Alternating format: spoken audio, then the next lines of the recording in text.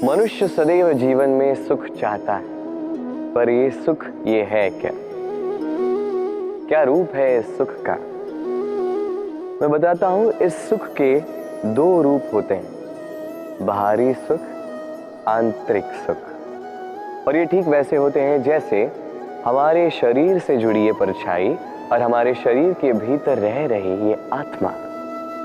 यदि बात की जाए परछाई की, तो कभी आप देखिए सायंकाल में, प्रातः काल में ये परछाई लंबी होती जाती है। जैसे ही सूर्य सर के ऊपर आ जाता है, ताप बढ़ जाता है,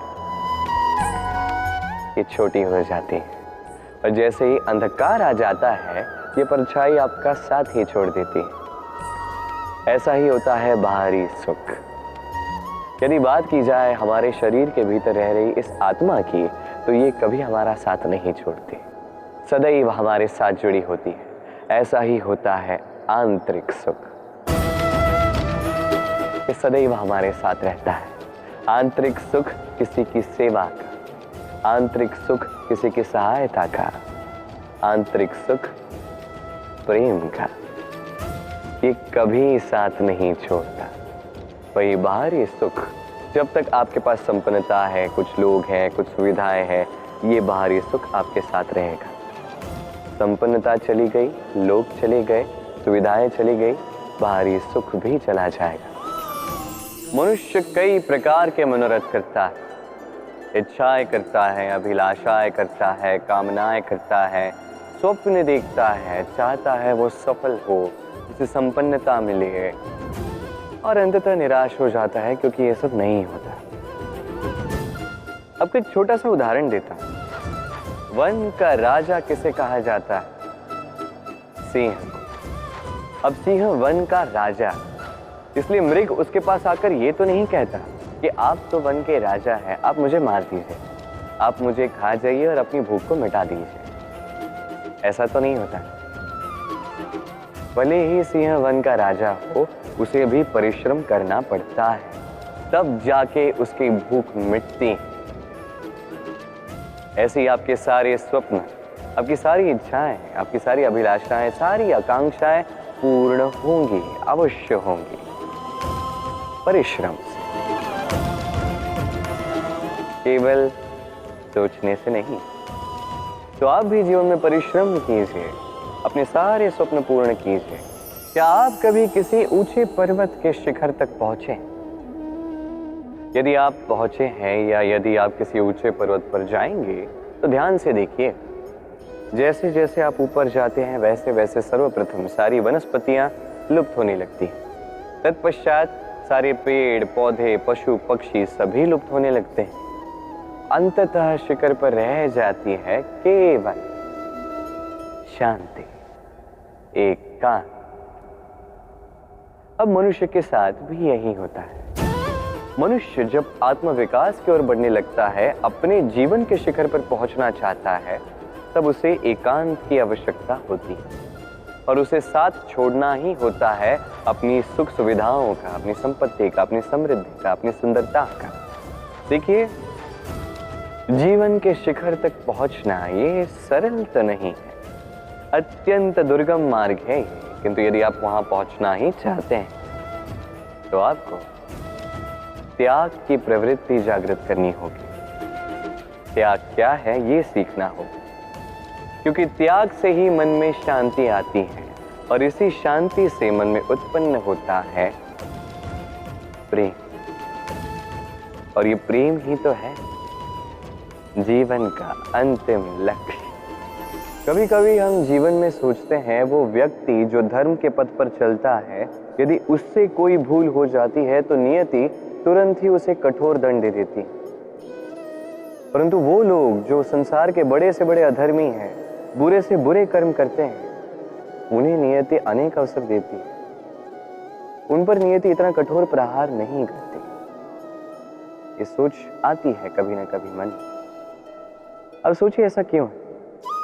देखिए, जीवन को अधिकतर लोग एक ही पहलू से देखते हैं, हर पहलू से देखना चाहिए। मुझे बताइए, क्या संसार में कोई भी अधर्मी प्रेरणा स्रोत बन सकता है? कदापि नहीं। जो व्यक्ति स्वयं की ही आत्मा को मलिन कर देता है, वो संसार को प्रेरणा क्या देगा? वो स्वयं ही समझ नहीं पाता उचित क्या है, धर्म क्या है, तो नियति उसे एक अवसर देती है समझने का उचित क्या है, धर्म क्या है। अवसर देती है विवेक जगाने का, अवसर देती है अपनी अंतरात्मा की पुकार सुनने का। जब ये भी नहीं होता तो नियति के पास एक अंतिम विकल्प शेष रह जाता है, और वो है महाविनाश। महाविनाश जो भले ही देरी से आए किंतु आता अवश्य है, और जब महाविनाश आता है तब महाविनाश की पीड़ा समस्त मनुष्य जीवन की पीड़ा से कहीं अधिक होती। ये बात सदैव स्मरण रखिए। अब दूसरा व्यक्ति जो धर्म के पथ पर चल रहा होता है, उससे यदि कोई भूल हो जाती है तो नियति उसकी परीक्षा लेती। उस समय मनुष्य को लगता है कि नियति ने उसे कठोर दंड दिया, पर समय के साथ हम सभी देखते हैं जब वो व्यक्ति उस परीक्षा में उत्तीर्ण हो जाता है, वो समस्त संसार के लिए प्रेरणा स्रोत बन जाता है। अर्थात नियति हर एक व्यक्ति को उसके कर्म का उचित फल देती है, उचित दंड भी देती है।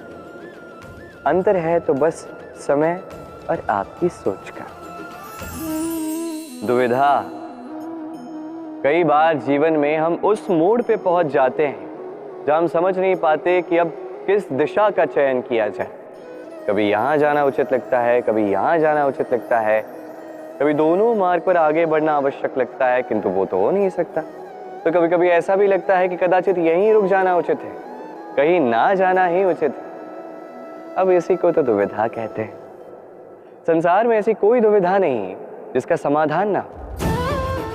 ये दुविधा स्वाभाविक है, और आपकी इस दुविधा को थोड़ा सरल बना देता।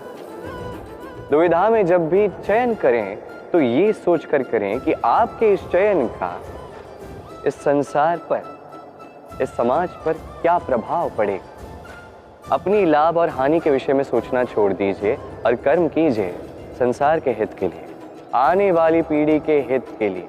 सोचिए कि आपके इस कर्म से उनके जीवन का उद्धार कैसे होगा, क्योंकि यही विचार उचित विचार। देखिए, कई बार औषधि जो होती है वो कड़वी होती है, किंतु यही औषधि तो उपचार भी करती है ना। उसी प्रकार आपको भी इस दुविधा में कड़वे चयन करने पड़ सकते हैं, जो कठिन चयन होंगे, जो कठिन समय ला सकते हैं। किंतु यदि ये चयन धर्म संगत, यदि इसे संसार का हित होगा, तो यही चयन उचित चयन। ये ब्रह्मांड कितना बड़ा है ना, इसके समक्ष ये पृथ्वी भी मात्र एक बिंदु लगती। अब इसी पृथ्वी पर हम कौन हैं, हमारा आकार क्या है, हमारा अस्तित्व ही क्या है। जब हम ऐसे सोचते हैं तो लगता है कि हम कुछ है ही नहीं। अब जब हम कुछ है ही नहीं तो हमें चिंता किस बात की है, भय किस बात का है, किससे भयभीत होते हैं। कौन है जो हमें मार सकता है, कौन है जो जन्म दे सकता है, जबकि आत्मा ना कभी जन्म लेती है ना ही कभी मरती। आत्मा बस शरीर बदलती। आप, मैं, हम सभी ये शरीर नहीं, हम आत्मा है जो परमात्मा का परम अंग है। इसलिए स्मरण रखिए, आपको बाहर नहीं देखना, स्वयं में देखना है। यहाँ झांकना है, आत्मा को पहचानना है। क्लेश, भय, चिंता, इससे स्वयं को दूर कीजिए, आप पहचान जाएंगे परमात्मा कौन। तो आइए और मेरे साथ प्रेम से कहिए, राधे राधे।